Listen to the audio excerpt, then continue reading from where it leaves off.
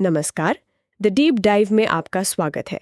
आज हम भारत के एक बहुत ही कह सकते हैं रोमांचक और तेजी से बढ़ते सेक्टर पर बात करने वाले हैं, यात्रा और पर्यटन, ट्रैवल एंड टूरिज्म। जी हाँ, काफी हलचल है इस सेक्टर में आजकल। बिल्कुल।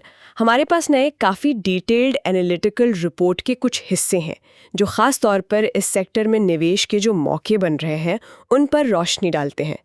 तो आज कोशिश यही रहेगी कि समझें कि भाई इस सेक्टर की ग्रोथ के पीछे चल क्या रहा है, ट्रेंड्स क्या हैं, और सबसे ज़रूरी, अगर कोई इस सेक्टर में दिलचस्पी रखता है तो किन बातों पर ध्यान देना चाहिए। सही बात है। तो चलिए शुरू करते हैं एक बहुत ही दिलचस्प चीज़ से। रिपोर्ट में एक शब्द इस्तेमाल हुआ है, मानसिक दूरी का कम होना। ये महामारी के बाद भारतीय यात्रियों के व्यवहार में एक बदलाव को दिखाता है। थोड़ा अजीब सा है ना? इसका मतलब क्या है? हाँ, ये शब्द सुनने में थोड़ा अलग है, लेकिन इसका मतलब काफी गहरा है असल में। अच्छा। रिपोर्ट ये कह रही है कि पहले लोग जैसे कोई ट्रिप प्लान कर रहे हैं या कुछ खर्च करने का सोच रहे हैं तो एक हिचक होती थी। हाँ, कि करूं बुक या शायद बाद में देखूंगी ऐसा कुछ। बिल्कुल, वो जो सोचने और असल में बुक नाउ बटन दबाने के बीच का फासला था ना, हाँ। वो रिपोर्ट के मुताबिक वो फासला अब काफी कम हो गया है। ओह, मतलब अब लोग सोचते हैं हाँ मुझे ये करना है और फटाक से बुक कर लेते हैं। वाह। वो इंतजार, वो हिचक, वो कम हुई है। अनुभवों के लिए एक नई तरह की तत्परता दिख रही है। अरे वाह, तो ये तो फिर छोटी बात नहीं हुई, ये तो पूरे ट्रैवल इकोसिस्टम के लिए मतलब एक गेम चेंजर जैसा हो गया। एयरलाइंस, होटल, लगेज वाले, ऑनलाइन बुकिंग प्लेटफॉर्म्स, सबके लिए। हाँ बिल्कुल, रिपोर्ट यही इशारा कर रही है। ये एक बड़ी लहर है। जब लोग घूमने का फैसला जल्दी लेंगे, कम हिचकेंगे, तो इसका सीधा असर हर उस बिजनेस पर पड़ेगा जो इस चेन में कहीं भी जुड़ा है। और ये सिर्फ मतलब महंगे या लग्जरी ट्रैवल की बात नहीं है। ये जोश लगभग हर सेगमेंट में महसूस किया जा रहा है। और शायद इसीलिए पिछले कुछ सालों में, जैसा रिपोर्ट में भी लिखा है, ट्रैवल से जुड़े जो स्टॉक्स हैं उनमें जबरदस्त तेजी आई है। अरे हाँ, वो तो साफ दिखता है। रिपोर्ट में पिछले 4 सालों की एक मजबूत रैली का जिक्र है। शानदार प्रदर्शन रहा है। लेकिन यहाँ एक बड़ा सवाल खड़ा होता है, क्या ये तेजी, ये मोमेंटम बना रहेगा? कहीं ये सिर्फ पैंडेमिक के बाद का एक बबल तो नहीं जो जल्दी ठंडा पड़ जाएगा, या ये वाकई कोई गहरा बुनियादी बदलाव है? सही सवाल है, और रिपोर्ट का झुकाव इस तरफ है कि हाँ, ये तेजी बनी रहने की उम्मीद है। अच्छा, क्यों? वजह सिर्फ ये नहीं कि जो दबी हुई डिमांड थी वो बाहर आ रही है, वो तो है ही, लेकिन ये जो मानसिक दूरी कम होने वाली बात है ना, हाँ, उसे एक फंडामेंटल शिफ्ट, एक बुनियादी बदलाव की तरह देखा जा रहा है। हो सकता है ये भारत में बदलती प्राथमिकताओं का संकेत हो। मतलब अब लोग शायद चीजें जमा करने से ज्यादा अनुभवों को, ट्रैवल को ज्यादा महत्व दे रहे हैं। लाइफस्टाइल शिफ्ट, हाँ बिल्कुल, एक तरह का लाइफस्टाइल शिफ्ट जो इस सेक्टर को लंबी अवधि में सपोर्ट कर सकता है। दिलचस्प। तो ठीक है, अगर ये सेक्टर वाकई इतना प्रॉमिसिंग लग रहा है तो इसे थोड़ा और खोलते हैं। एक निवेशक के नजरिए से देखें तो कौन सी खास बातें हैं जिन पर गौर करना चाहिए? रिपोर्ट क्या कहती है? देखिए, रिपोर्ट कुछ बहुत अहम पॉइंट सामने रखती है। सबसे पहला तो ये कि अब सिर्फ होटल या एयरलाइन के बारे में सोचना काफी नहीं है। मतलब निवेशकों को अब पूरे इकोसिस्टम पर नजर डालनी होगी। इसमें एयरलाइंस तो हैं ही, पर साथ में जीएमआर जैसे एयरपोर्ट ऑपरेटर्स, आईआरसीटीसी जैसे टिकटिंग प्लेटफॉर्म्स, और तो और सफारी इंडस्ट्रीज जैसी लगेज कंपनियां भी शामिल हैं। दायरा बहुत बढ़ गया है। हाँ, ये इकोसिस्टम वाली बात सही है। यानी सिर्फ एक चीज पर फोकस करने के बजाय पूरी चेन देखनी होगी। बिल्कुल, और ये जरूरी इसलिए है क्योंकि ये आपको विविधीकरण यानी डाइवर्सिफिकेशन का मौका देता है। आप अपना रिस्क फैला सकते हैं। आप सिर्फ होटल के भरोसे नहीं हैं, आप टिकटिंग में भी हैं, एयरपोर्ट के बिजनेस में भी, ट्रैवल एक्सेसरीज में भी। पूरी वैल्यू चेन कैप्चर करने का मौका है। ठीक है, ये पहला पॉइंट हुआ। और दूसरा है नियमित मांग का पैटर्न। रिपोर्ट साफ कहती है कि भारत में यात्रा अब कोई खास मौके पर होने वाली चीज नहीं रह गई है। ये धीरे धीरे लोगों की जिंदगी का, उनकी लाइफस्टाइल का हिस्सा बन रही है। अच्छा, चाहे वो बजट ट्रैवलर हो या लग्जरी अनुभव चाहने वाला, डिमांड लगातार बनी हुई है और लोग बार बार ट्रैवल कर रहे हैं। तो ये कंसिस्टेंट डिमांड, ये तो किसी भी सेक्टर के लिए बहुत अच्छी बात है ना? हाँ बिल्कुल, ये कंपनियों को एक तरह का भरोसा देती है कि उनका बिजनेस चलता रहेगा, वो लंबी अवधि के लिए प्लान कर सकती हैं। ये एक मजबूत बुनियाद है। सही है। अब आते हैं पारंपरिक खिलाड़ियों पर, होटल और एयरलाइंस। इनके बारे में रिपोर्ट में क्या खास है? हाँ, ये तो कोर हैं ही। रिपोर्ट में एक दिलचस्प बात है एसेट लाइट मॉडल की। एसेट लाइट मतलब? मतलब ये कि कई कंपनियां अब खुद बहुत ज्यादा पैसा लगाकर बड़े बड़े होटल बनाने के बजाय दूसरों की प्रॉपर्टीज को मैनेज करने पर ज्यादा फोकस कर रही हैं। हाँ। वो अपना ब्रांड और मैनेजमेंट देती हैं, प्रॉपर्टी किसी और की होती है। ओह, तो इससे उनका अपना कैपिटल कम भसता है, रिस्क कम होता है। बिल्कुल, उनका फाइनेंशियल रिस्क कम हो जाता है।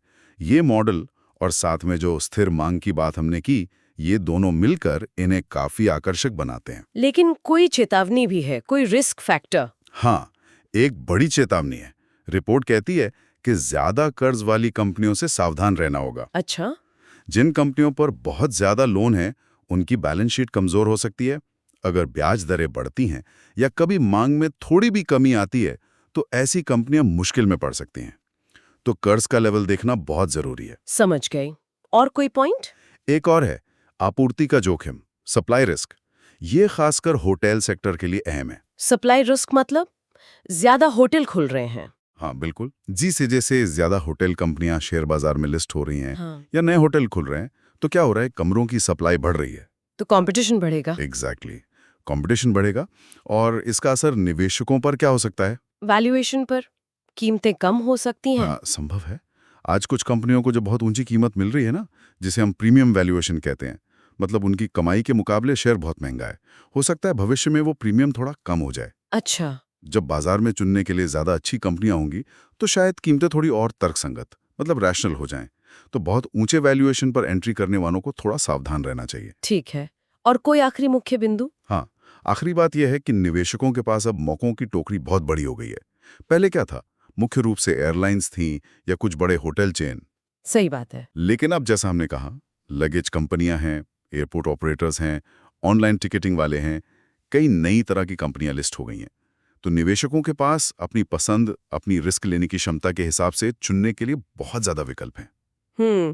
चलिए, ये तो हुई मुख्य बातें। अब जरा कुछ कंपनियों पर नजर डालते हैं जिनका जिक्र रिपोर्ट में है। ये सिर्फ उदाहरण के तौर पर, कोई निवेश की सलाह नहीं। तो सबसे पहले APJ Surendra park hotels, the park के नाम से जाने जाते हैं ये। हाँ, द पार्क होटल्स एक जाना माना नाम है, खासकर लग्जरी और अपर मिड सेगमेंट में। रिपोर्ट बताती है कि ये बड़े शहरों में तो हैं ही, गोवा जैसी जगहों पर बुटीक प्रॉपर्टीज भी चलाते हैं। लेकिन दिलचस्प बात यह है कि ये सिर्फ होटल तक सीमित नहीं है। इन्होंने कोलकाता की जो बहुत फेमस पेटिसरी चेन है फ्लरीज, उसको भी अपने साथ जोड़ा है। अरे हाँ, फ्लरीज तो बहुत पॉपुलर है। बिल्कुल, तो ये दिखाता है कि कैसे पारंपरिक होटल कंपनियां भी अब खाने पीने यानी F&B जैसे दूसरे क्षेत्रों में विविधता ला रही हैं, अपनी कमाई के सोर्स बढ़ा रही हैं। ये उसी इकोसिस्टम विस्तार का एक अच्छा उदाहरण है जिसकी हम बात कर रहे थे। अच्छा, अब लगेज सेक्टर से सफारी इंडस्ट्रीज।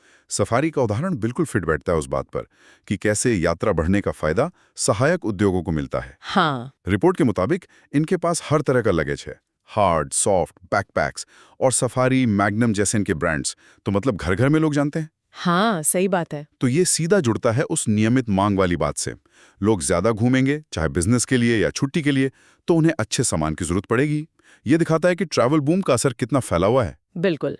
अच्छा, अब एक ऐसा नाम जिससे शायद ही कोई अनजान हो, IRCTC, Indian railway catering and tourism corporation. ये तो सिर्फ ट्रेन टिकट ही नहीं करते ना? अरे बिल्कुल नहीं, IRCTC तो शानदार उदाहरण है एकीकृत यात्रा इकोसिस्टम का। अच्छा, कैसे? रिपोर्ट देखिए क्या बताती है। ट्रेन टिकटिंग तो है ही, उसके अलावा ये केटरिंग संभालते हैं, रेल नीर पानी इनका है, बस और फ्लाइट बुकिंग भी करते हैं, टूर पैकेज देते हैं, और तो और महाराजा एक्सप्रेस जैसी लग्जरी ट्रेनें भी चलाते हैं। अरे वाह, इतना कुछ। हाँ, और उनका अपना ई-वॉलेट है, पेमेंट गेटवे है। मतलब ये दिखाता है कि कैसे एक सरकारी संस्था भी टेक्नोलॉजी का इस्तेमाल करके एक कंप्लीट ट्रैवल सॉल्यूशन प्रोवाइडर बन सकती है। ये एक प्लेटफॉर्म बेस्ड बिजनेस मॉडल का बेहतरीन नमूना है। कमाल है। और आखिर में GMR एयरपोर्ट्स इंफ्रास्ट्रक्चर, ये एयरपोर्ट चलाते हैं। GMR उस बुनियादी ढांचे, उस इंफ्रास्ट्रक्चर के महत्व को रेखांकित करता है जिसके बिना ये सब कुछ मुमकिन ही नहीं है। हाँ, एयरपोर्ट्स तो चाहिए ही। बिल्कुल। रिपोर्ट बताती है कि ये दिल्ली, हैदराबाद जैसे भारत के सबसे बड़े और व्यस्त एयरपोर्ट्स को ऑपरेट करते हैं। सिर्फ भारत में ही नहीं, विदेशों में भी इनके प्रोजेक्ट्स हैं। और खास बात यह है कि ये सिर्फ एयरपोर्ट चलाने पर ही ध्यान नहीं दे रहे। रिपोर्ट बताती है कि ये टेक्नोलॉजी का इस्तेमाल कर रहे हैं यात्री अनुभव को बेहतर बनाने के लिए, जैसे ई बोर्डिंग, बेहतर बैगेज हैंडलिंग सिस्टम्स वगैरह। यह दिखाता है कि एयरपोर्ट मैनेजमेंट खुद में एक कितना बड़ा और संगठित बिजनेस बन चुका है, जिसमें निजी क्षेत्र की बड़ी भूमिका है। तो अगर इन सब बातों को एक साथ देखें, इन्हें समेटें, तो क्या तस्वीर उभर रही है? मुझे तो ऐसा लग रहा है कि भारतीय यात्रा और पर्यटन सेक्टर अब वो नहीं रहा जो पहले था। मतलब सिर्फ होटल और फ्लाइट बुकिंग से कहीं ज्यादा बड़ा, ज्यादा जटिल हो गया ये। हाँ, आप बिल्कुल सही कहे हैं। होटल और एयरलाइंस अब भी बहुत महत्वपूर्ण हैं, वो कोर हैं। लेकिन अब लगेज बनाने वाले, टिकट बेचने वाले प्लेटफॉर्म, एयरपोर्ट चलाने वाले, ये सब इस कहानी के अहम किरदार बन चुके हैं। पूरा सेक्टर एक इंटरकनेक्टेड वेब की तरह विकसित हो रहा है। तो अगर हम इसका निचोड़ निकालना चाहें, श्रोताओं के लिए मुख्य बातें क्या होंगी? देखिए, रिपोर्ट के आधार पर अगर हम सार निकालें तो 3-4 मोटी बातें हैं। एक, नियमित और लगातार बढ़ती हुई मांग है, जो अब सिर्फ छुट्टियों वाली नहीं बल्कि लाइफस्टाइल का हिस्सा बन रही है। ठीक है। 2, इस सेक्टर में मजबूत संरचनात्मक विकास की काफी संभावनाएं दिख रही हैं। ये फंडामेंटल चेंजेस पर आधारित है। और 3, निवेशकों के लिए अब खेलने के लिए मैदान बड़ा हो गया है। पहले के मुकाबले कहीं ज्यादा विविध विकल्प हैं। लिस्टेड कंपनियों की रेंज काफी बढ़ गई है। लेकिन साथ में कुछ चीजें ध्यान में भी रखनी है, सावधानियां। हाँ, वो जरूरी है। जैसा हमने बात की, ज्यादा कर्ज वाली कंपनियों पर पैनी नजर रखनी होगी, और खासकर होटल जैसे कुछ सेगमेंट में बढ़ती हुई प्रतिस्पर्धा और सप्लाई से वैल्यूएशन पर दबाव आ सकता है। ये रिस्क दिमाग में रखना होगा। तो कुल मिलाकर तस्वीर काफी सकारात्मक है, उम्मीद जगाने वाली है, लेकिन आंखें खुली रखकर चलना होगा। बिल्कुल, रिपोर्ट का निचोड़ यही लगता है। मध्यम से लंबी अवधि में इस सेक्टर में निरंतर वृद्धि की अच्छी संभावनाएं हैं, पर यह समझना बहुत जरूरी है कि ये सिर्फ घूमने फिरने और छुट्टियों का मामला नहीं है। हाँ। ये एक बड़ा जटिल आर्थिक इकोसिस्टम है। इसमें टेक्नोलॉजी है, इंफ्रास्ट्रक्चर है, बदलते उपभोक्ता व्यवहार हैं, सरकारी नीतियां हैं। सब मिलकर इसकी दिशा तय करते हैं, और उस पर नजर रखना, इसे समझना, मेरे ख्याल से किसी भी जानकारी रखने वाले व्यक्ति के लिए काफी फायदेमंद हो सकता है। बिल्कुल। और जाते जाते एक सवाल छोड़ जाते हैं सोचने के लिए। जैसे जैसे टेक्नोलॉजी और आगे बढ़ेगी, सोचिए एआई, वीआर जैसी चीजें और आम होंगी और लोगों की पसंद बदलेगी, तो भविष्य में ये जो यात्रा का अनुभव है, ये खुद कैसे बदलेगा? क्या ऐसा हो सकता है कि भविष्य में ये अनुभव ही अपने आप में एक तरह की निवेश योग्य संपत्ति बन जाए, जिस तरह आज हम कंपनियों में निवेश करते हैं? खैर, ये सोचने वाली बात है। दिलचस्प सवाल है। चलिए, इसी विचार के साथ आज की ये गहन चर्चा यहीं समाप्त करते हैं। जुड़ने के लिए धन्यवाद। धन्यवाद।